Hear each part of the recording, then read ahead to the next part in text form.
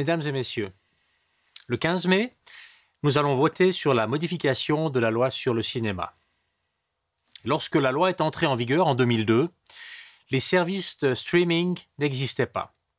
Or, aujourd'hui, la plupart d'entre nous regardons des films et des séries en ligne, sur Netflix par exemple, ou Disney+, ou Blue. Eh bien, la modification de la loi tient compte de cette évolution. Elle supprime les inégalités actuelles entre télévision et services de streaming, tout en encourageant le cinéma suisse. Actuellement, les chaînes de télévision privées doivent investir 4% de leur chiffre d'affaires dans la création cinématographique en Suisse. La RTS investit aussi dans le cinéma via des accords de coproduction.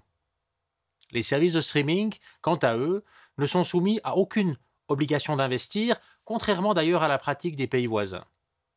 Et avec la modification de la loi, eh bien, ces services de streaming devront eux aussi verser 4% de leur chiffre d'affaires réalisé en Suisse pour soutenir le cinéma helvétique. Et ils pourront le faire de deux manières. Soit en investissant directement dans des productions indigènes, ou alors en payant une taxe de remplacement qui servira à soutenir le cinéma suisse. Quelques 18 millions de francs devraient ainsi revenir chaque année à la création cinématographique.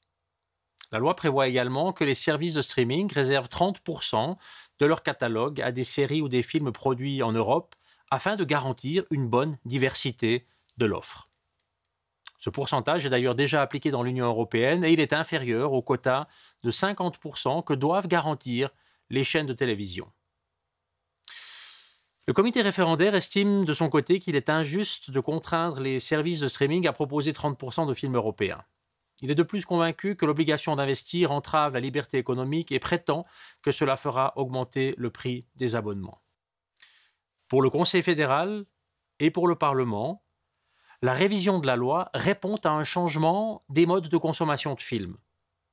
Les services de streaming et les chaînes de télévision seront ainsi mis sur un pied d'égalité et la création cinématographique indigène sera renforcée. Et dans un pays multiculturel comme la Suisse, c'est particulièrement important.